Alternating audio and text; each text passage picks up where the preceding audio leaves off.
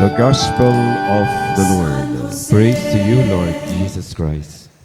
My dear brothers and sisters in the Lord, a blessed morning to everyone. Pakisabi po sa ating katabi, salamat kapatid, nandito ka.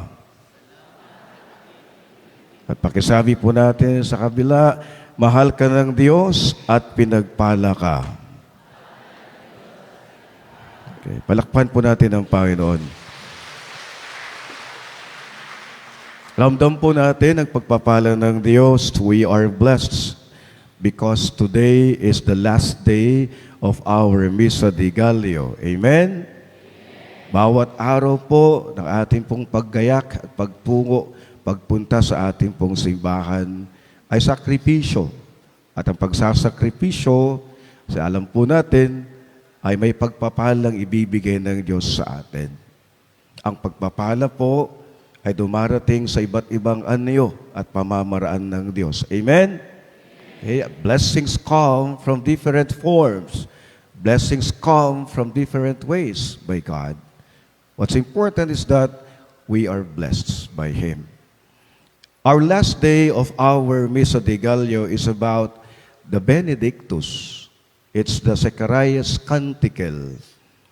Benedictus is Zechariah's prophetic song.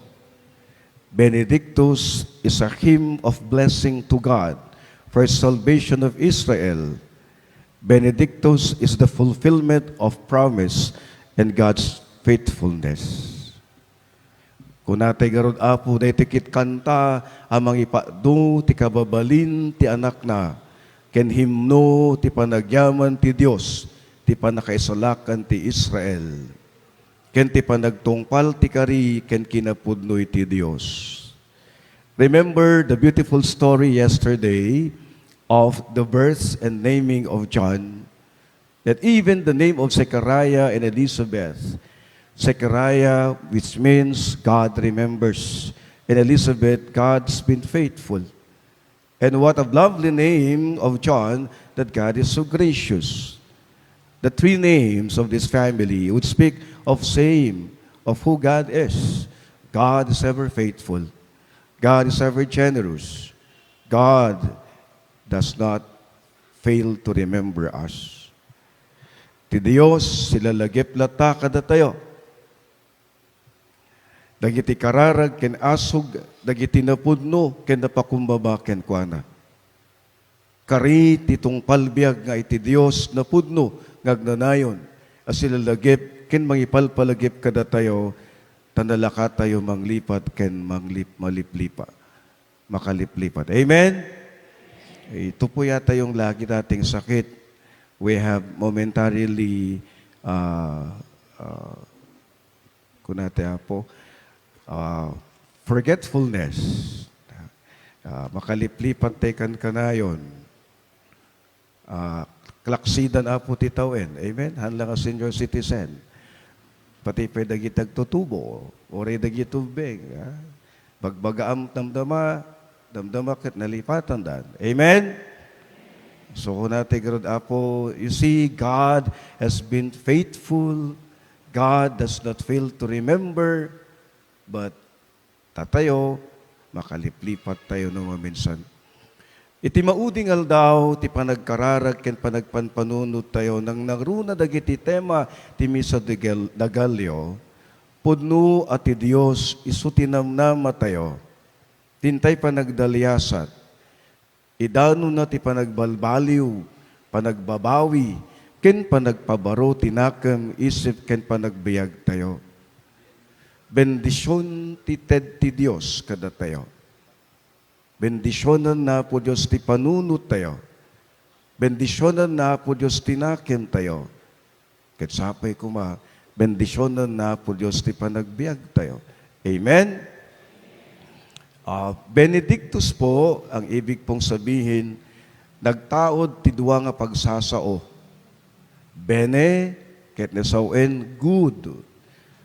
Nasayaat, naimbag. Dicere, ket nasawen, ket sao, nakam, katatao. Isu nga kabsat kinagayem, what a very beautiful way to end our Misa de Gallio, that this is all about blessing. The benedicere, the benedictus of Zechariah. Nga ti bendisyon, nagtaod ti kinembag ti Diyos. Babaen ti sao, nga mangsamay ti rikna, ken mangisaad tinasayaat nga panagbiag tayo. Ti bendisyon, buklen na tinasayaat nga kapanunutan kananakem ken biag tayo. Amen? Pamatiak apo, nga bayat ti panakimkimi sayo, napaspasayaat ti panagpanpanunot ken riknayo. Amen? Agpalakpat man apo, tinasayat ti riknana, ken panunot na, no makimismi sa isuna. Kunate garod apo, there are miracles in the Holy Eucharist. There are many miracles. There are small blessings in the Holy Eucharist. Songs, readings, reflections, and even in your personal moment of prayer, there is miracle happening. Amen? Kuna ni Santo Papa, nung nasaya at ti panunot tayo, nasaya at met ti sao nga patauden tingiwat tayo. Amen? Ket agbanag nga nasaya at ti biag tayo. The late Pope Francis said, iti panakasarita na dagiti agtutubo ken familia iti napansunay ti Manila di 2018 kalpasan ti bagyo nga Yolanda, impariknana ti panikaykay-sana dagiti biktima kastamit pamatalged tinamnama ti bait ti rigat ken panubok iti biag. Kunana nasaya at kumalata ti panpanunuten tayo. Let us always think good. Kunayo man apo, think good. Okay? Think good. Okay? Feel good. Live good. Ulitin tayo muna po. Think good, feel good, and live good. Palakpakan tayo na po Diyos po. Nung nasaya ti panpanunot tayo, nasaya at matirik na tayo, nasanaat met ti panagbiag tayo. Amen? Goodness is God's embodiment. I think this is what we're celebrating every day. The goodness of God. The hope is of God rooted in His goodness and His love. No adda ti kinaimbag, adda ti Dios. Amen? There is good, there is God. Amin ket nairanta nga nasayaat tasadyay adda ti Dios. Kun kuna tayo apo, God is good all the time. Pudno nga naimbag ti Dios ngagdanayon. Bigbigin tay kumalata nga iti tarigagay ti Dios ket agbanag nga naimbag ti panagbiag tayo. No agbiag tay lata ti sidong ti kinaimbag na. Kunatay garod apo, goodness is timeless significant. All time significant. Goodness is our moral compass. It's our natural compass. Amen? Nung nasayaat ka, iturong nakalata ti kinasayaat. Pudno apo? Nung nasayaat ka, isu kuna tayo, iturong na italata ti kinasayat, isu tinasayaat, wano na imbag ka, han nakabaybayan na po Diyos. Amen? When apo, na mo makikaruba, han nakabaybayan na po Diyos. Amen? Mom nga makilanglang na sa iti kakabsat mo, han nakabaybayan ta kakabsat mo. Amen? Na nasayat ka ti katrabuham, han nakabaybayan ti katrabuham. Amen?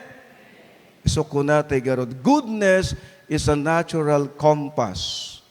When we are good, it re-echoes and goes back to us. Kakabsat kingagayem, there is attraction. Patauden ti Dios nga bendisyonan naka. Ket iten na keng katikapya, namnama ken ayat. Ulitig garoda po, good naturally echoes back. Remember this. Good naturally echoes back. Doon nasaya at ka, ag sublimit lang nga supapak ken ka. Isu sapay kumaapo, nasaya at latatipan panunot tayo. Nasaya at latatinakem tayo. Nasaya at latatirik na tayo, tapno agbanag, dagiti aramid, ken biyag tayo. Kunatay garod apo, think good, speak good, feel good, live good. Apo, already panagsasao tayo. Let us watch our words. Speak good, think good, feel good, and live good. Sapay kumagarot na nasaya at lata, pabentisidong tikararag ken panagtaleg. Kunatay garot apo, naganak nasaya at lata, kumano ti panagsaritayo, tanakyo ket nasaya at nga sasao. Amen? Alam niyo po ang bata, pag naririnig po sa kanilang magulang ang mga magagandang salita, it's actually an echo of God's goodness to them. Kung araw-araw sinasabi mo sa anak mo, ang galing-galing mo, ang bait-bait mo, amum urenohan na leng janak mo launay, lumalaing dayjay. Amen? Amum janak mo uren na singsingpit kit, at natilukluko na sumingsingpit. Amen? Because you see the power of the word that sets the mind of a person. That every time we speak good words, it creates a good feeling in us. And it creates a good person in us. Amen? Uriti mi sa kabsat mo, no naman nagwapo ka. Or orada, aglibre dayta. Amen? Igayim mo kung na nagpintas ka gayem. Ay talaga, ilibre na ka dya 88 plus. Amen? Here you see the power of the word. When you speak a good word, it creates a good feeling in us. Amen. That is why on this day, last day of our Missa de Gallio, may the benedictus and the blessings of God be upon us from our words that we speak, from our thoughts that we think, and from the feeling that we feel, may make us a better person, not only this Christmas, but all the days of our life. My dear brothers and sisters, as we end, balikan po natin ang magandang tema ng ating pong Missa de Gallio. Dagiti amin ngagnamnama ti Dios, bendisyonan na. Kunatay man apo, blessed are those who hope in the Lord. Blessed are those who hope in the Lord. Ulitin tayo man po, blessed are those who hope in the Lord. That's the general theme. And lastly, we say, think good, speak good, live good. Palakpan po natin ang Panginoon.